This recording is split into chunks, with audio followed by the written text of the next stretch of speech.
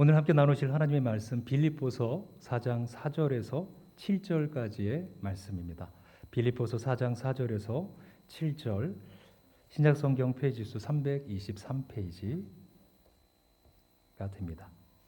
함께 합독하도록 하겠습니다. 주 안에서 항상 기뻐하라. 내가 다시 말하노니 기뻐하라. 너희 관용을 모든 사람에게 알게 하라. 주께서 가까우시니라. 아무것도 염려하지 말고 다만 모든 일에 기도와 간구로 너희 구할 것을 감사함으로 하나님께 아뢰라.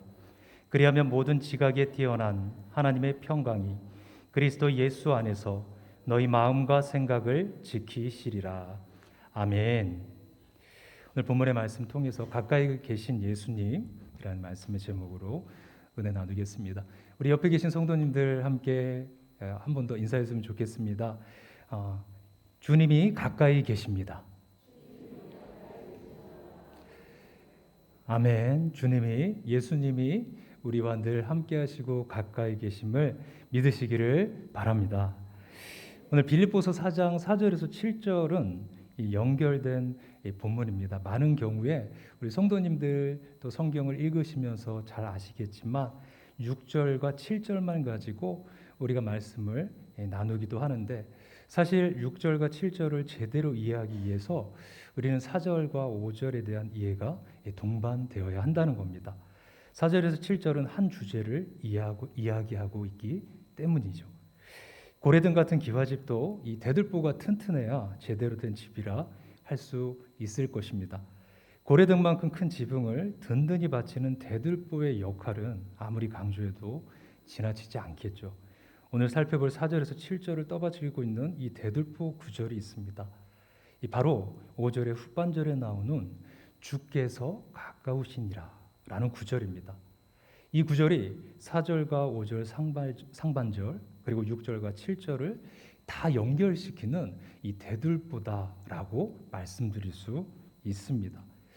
여기서 주께서 가까우시니라 라는 말씀은 당연히 예수님께서 곧 재림하실 것이다 라는 말입니다. 그렇다고 해서 예수님이 역사의 마지막 때 재림하시는 것으로만 우리가 국한해서 생각할 필요는 없습니다. 역사의 종말에 예수님이 오시는 것을 재림이라고 하고 매일매일 우리의 삶에 오시는 것을 임재라고 합니다.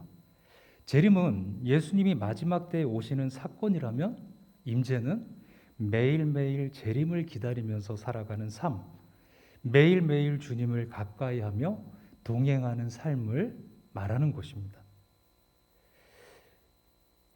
그래서 오늘은 재림의 신앙을 가지고 살아가는 것, 다시 말해 주님을 가까이하는 삶이 우리의 신앙의 믿음에 어떤 유익이 있는가를 이 말씀을 통해서 살펴보고자 합니다. 주 안에서 항상 기뻐하라. 내가 다시 말하노니 기뻐하라. 우리가 주님을 날마다 가까이 모시고 걸어가면 그 삶의 기쁨이 찾아옵니다. 이 여행은 어디를 가느냐보다 누구랑 가느냐가 참 중요한 것 같습니다. 씀씀이가 박한 사람과 유럽의 좋은 곳으로 여행을 갔다고 생각해 보면 이 재미가 하나도 없을 것 같습니다. 함께 여행하면서 맛있는 것도 먹고 싶은데 이 말끝마다 이 집 너무 비싸다. 값에 비해서 맛이 형편없네. 아유 비싸. 이렇게 불평하고 이 여행 간 김에 이 기념품으로 옷 하나를 사려고 해도 아유 이걸 사 세상에. 이렇게 한다면 그 사람 눈치 보느라 내 주머니에 있는 내 돈임에도 불구하고 옷도 한 번 못 사고 또 제대로 된 기념품 하나 못 사고 먹고 싶은 것도 이 마음 편히 못 먹고 올 겁니다. 좋은 곳으로 여행을 가면 뭐 할까요? 함께 간 그 사람 때문에 아무것도 누리지 못하고 오는 것입니다. 그런데 하루 당일 코스로 다녀오는 이 국내 나들이여도 누구와 다녀오느냐에 따라서 재미있을 수 있습니다. 걷는 내내 깔깔거리면서 웃고 값싼 짬뽕 한 그릇을 먹어도 후루룩 그렇게 맛있게 먹고 대화를 나누고 마시는 커피 한 잔은 왜 그렇게 좋은지, 역시 여행은 누구랑 가느냐, 이것이 중요할 것입니다. 우리 인생도 어떻게 사느냐도 중요하지만 누구랑 걸어가느냐가 중요한 것입니다. 돈을 많이 벌어서 인생이 황금 카펫으로 펼쳐지고 이 방이 뭐 7개, 화장실도 7개, 거실이 3개인 집에 살아도 같이 사는 사람이 내 속을 뒤집어 놓는 그런 사람이라면 그곳에서 근심으로 사는 것이고, 내 인생이 남들이 볼 때 부러워할 만한 삶이 아니라고 할지라도 함께 걷는 분이 예수님이시고, 예수님이 주시는 감사와 자족과 은혜 안에서 살아간다면 이유 없이 기쁠 것입니다. 예수님 없이 항상 기뻐하라, 주 안에서 기뻐하라는 말은 불가능한 요청입니다. 사람이 어떻게 그렇게 살 수 있겠습니까?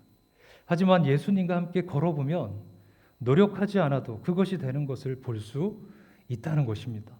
내 속에 없던 기쁨이 함께 걷는 예수님으로부터 흘러 들어오기 때문입니다. 주님이 여러분 가까이 계시다는 사실을 기억하시기를 바랍니다. 아멘.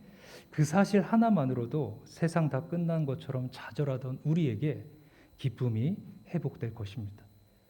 누구와 동행하는가가 중요하다고 했는데 그 누구를 꼭 사람으로만 생각하지 마십시오. 우리가 일주일 동안 가장 많이 함께하는 그것이 우리의 동행자입니다. 주머니에 있는 스마트폰으로 일주일 동안 뉴스만 보고 한숨을 쉬었다면 우리는 일주일 동안 그 뉴스와 걸어온 것입니다. 그 결과가 무엇입니까? 한숨입니다. 염려입니다. 근심이죠. 짜증입니다. 그리고 분노입니다. 그것 때문에 다툼이 일기도 합니다. 일주일 동안 가장 자주, 가장 많이 만나는 사람이 우리와 동행하는 사람입니다. 좋은 사람을 만나면 기쁨이 찾아오고 또 부정적인 사람을 만나면 나쁜 것이 찾아옵니다. 코로 웃는 사람이 아니라 입으로 웃는 사람을 만나 함께 걸어야 합니다. 코로 웃는 웃음은 비웃음, 또 입으로 웃는 웃음을 한박 웃음입니다. 비웃음이 많은 사람보다 한박 웃음이 많은 사람들을 만나시기를 바랍니다. 항상 주님을 가까이 하면서 사시기를 바랍니다. 시편 73편 28절은 이렇게 말씀합니다. 하나님께 가까이 함이 내게 복이라.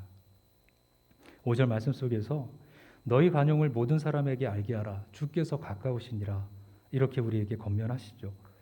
관용은 너그럽고 용서하는 마음입니다. 이제 곧 예수님이 오신다는 재림의 신앙을 가지고 매일매일 예수님의 임재 안에서 살아가는 사람의 마음이 어떻게 넓어지지 않겠습니까?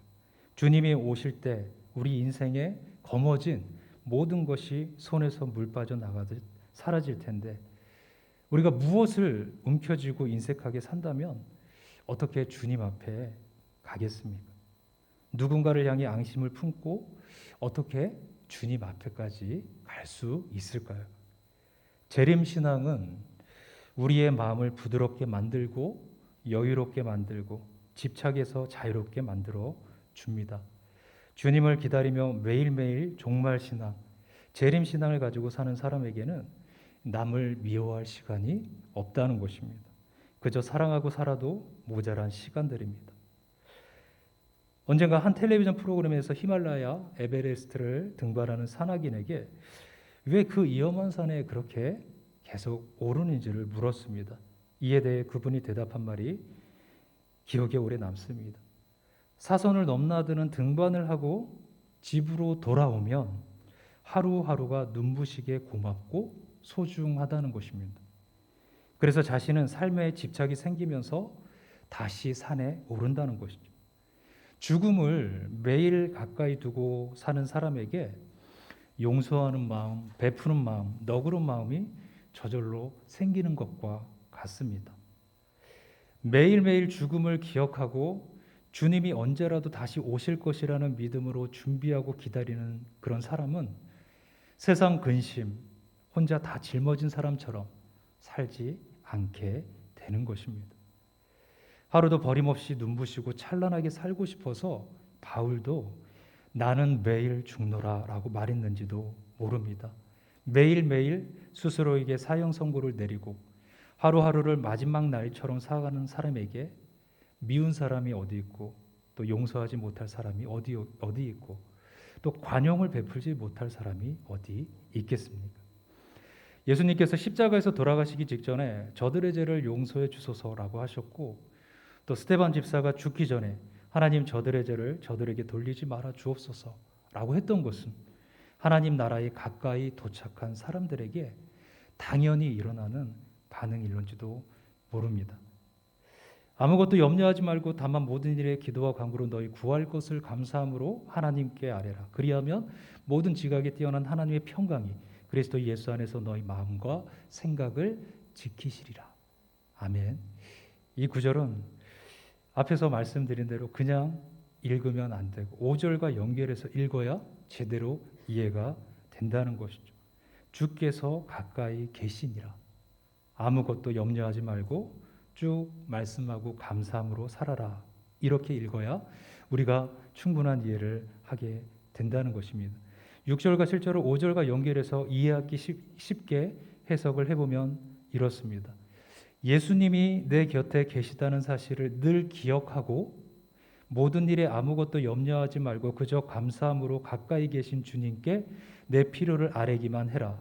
그러면 모든 것을 이미 아시는 하나님께서 가까이 계신 예수님을 통해서 내 마음과 생각에 평강이 넘치도록 안심시켜 주실 것이다.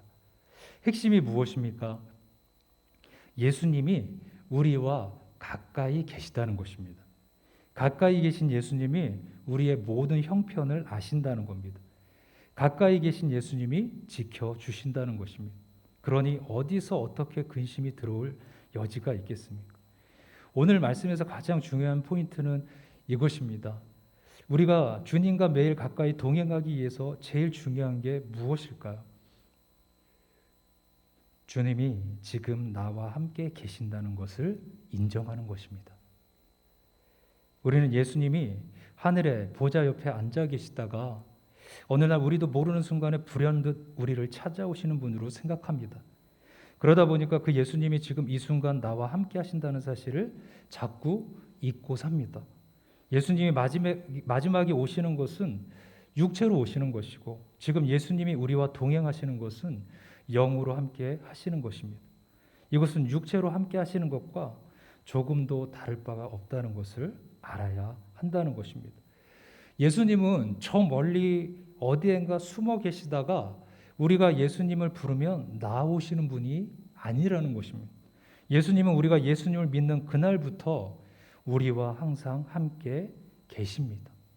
그것을 보는 눈이 열려야 한다는 것입니다. 예수님이 여기 계시거늘 내가 알지 못했구나. 야곱의 눈이 열려야 합니다. 예수님이 분명히 하신 약속이 있습니다. 내가 세상 끝날까지 너희와 항상 함께 있으리라. 이 사실을 기억하면 잃어버렸던 기쁨이 회복되기 시작합니다. 예수님이 나를 떠나신 것이 아니구나. 나를 버리신 것이 아니구나. 나를 잊으신 것이 아니구나. 지금도 나와 함께 계시구나. 이것을 기억해야 한다는 것입니다. 의문이 들 겁니다. 왜 누군가는 예수님이 더 가까이 해주시는 것 같고 왜 나에게는 예수님이 약간의 거리를 두고 계시는 것처럼 느껴질까? 예수님과 더 친한 것 같은 사람이 있고 아닌 것 같은 사람도 있는데 그 이유가 뭘까? 예수님이 우리 곁에 계신 것은 맞지만 계실 때 친하게 지내는 것이 중요하다는 것입니다. 친해지려면 자꾸 대화를 나눠야 합니다. 예수님과 대화하는 것을 기도라고 합니다. 이사야 55장 6절에서 너희는 여호와를 만날 만한 때에 찾으라. 가까이 계실 때에 그를 부르라. 잠언 8장 17절에 나를 사랑하는 자들이 나의 사랑을 입으며 나를 간절히 찾는 자가 나를 만날 것이니라. 예수님과 어색한 동행을 하지 마시고 가까이 계실 때 부르시기 바랍니다. 친구 집에 찾아간 것처럼 예수님에게 사소한 것까지도 다 이야기하고 마음을 쏟아내면 예수님과 친밀함이 생길 것입니다. 예수님이 지금 나와 함께 계신다는 것을 믿으십니까? 아멘. 그렇다면 우리가 아무것도 염려하지 말고 우리의 필요를 아뢰길 바랍니다. 주님이 듣고 계시고 해결해 주실 능력이 있으신 분입니다. 예수님이 함께 계신다는 것을 우리가 관념적으로 믿지 말고 실제적으로 믿으시기를 주님의 이름으로 축복합니다. 예수님은 제자들을 보시면서 너희를 고아와 같이 버려두지 않겠다 약속하셨습니다. 그리고 그 약속을 지금도 지키고 계십니다. 예수 늘 함께 하시네 라는 찬양이 있는데 아실 겁니다. 가사가 이렇습니다. 고단한 인생길 힘겨운 오늘도 예수 내 마음 아시네. 지나간 아픔도 마주할 세상도 예수 내 마음 아시네. 믿음에 눈들어 주를 보리 이 또한 지나가리라. 주어진 내 삶의 시간 속에 주의 뜻 알게 하소서. 이 찬양은 이 마커스라는 찬양팀의 찬양 사역자인 소진영 자매님이 짓고 부른 곡입니다. 혈액암을 선고받고 매일매일 죽음 앞에서 주님을 붙잡으며 그렇게 지어서 부른 노래라는 것입니다. 이런 하루하루의 삶이 신앙의 고백이 되고 또 주께 아뢰바 되어서 하나님의 생명을 연장시켜 주시고 또 결혼을 했지만 약물 치료 때문에 자녀를 낳기 어려웠습니다. 그런데 하나님께서 건강한 자녀를 주시고 또 하루를 살아도 기쁨으로 사는 그 삶을 붙들어 주고 계시다라는 그 자매의 간증입니다. 오늘도 우리 곁에 예수님이 계심을 기억하시기를 바랍니다. 디모데후서 4장에는 바울에게 사형 언도가 내려지자 끝까지 함께하겠다고 했던 동료들이 모두 자기 곁을 떠나버린 이야기가 나옵니다. 데마는 데살로니가로 가고 그레스게는 갈라디아로, 디도는 달마디아로 가고 아무도 없습니다. 인간적으로 얼마나 서운했을까요? 힘들 때 친구가 진짜 친구라고 했는데 그들은 사도 바울 곁에 없는 것이면, 그런데 어쩐 일인지 바울은 그 사람들을 원망하지 않기로 했습니다. 내가 처음 변명할 때에 나와 함께한 자가 하나도 없고 다 나를 버렸으나 그들에게 허물을 돌리지 않기를 원하노라. 어떻게 자신을 버리고 떠난 사람들을 원망하지 않기로 할 수 있었을까요? 한 가지 중요한 사실을 발견했기 때문입니다. 그 이유가 바로 디모데후서 4장 17절 그 다음 구절에 이어서 나옵니다. 주께서 내 곁에 서서 나에게 힘을 주심은. 바울은 모두가 떠난 감옥에서도 떠나지 않고 곁에 서 계신 예수님을 만난 것입니다. 모두가 떠나도 자기 곁을 지키고 계신 예수님, 그 예수님이 자기에게 힘을 주고 계심을 본 것이죠. 그 예수님이 세상 끝날까지 우리와도 함께 계실 것입니다. 오늘 우리 곁에 계신 주님, 우리의 생각보다 가까이 계신 그 주님, 오늘 그 주님이 우리의 힘과 소망임을 고백하시면서 오늘 그 주님 앞에 믿음으로 나아가는 저와 우리 모든 성도님들 되어지시기를 주님의 이름으로 축복합니다. 예, 기도하겠습니다. 살아계신 하나님 아버지 감사를 드립니다. 오늘도 세상의 삶 속에서 힘겹고 어렵고 때로는 고통스러울 때 그 자리 가운데 우리 예수님께서, 우리 주님께서 우리와 함께 하심을 기억하고 다시 믿음으로 그 자리에서 일어나 주님과 동행하며 그 믿음의 승리를 경험하는 우리 모두 되게 하여 주시옵소서. 그런 믿음 속에 주님의 영광을 나타내는 주의 자녀들 모두 되게 하여 주시옵소서. 감사드리며 예수님의 이름으로 기도합니다. 아멘.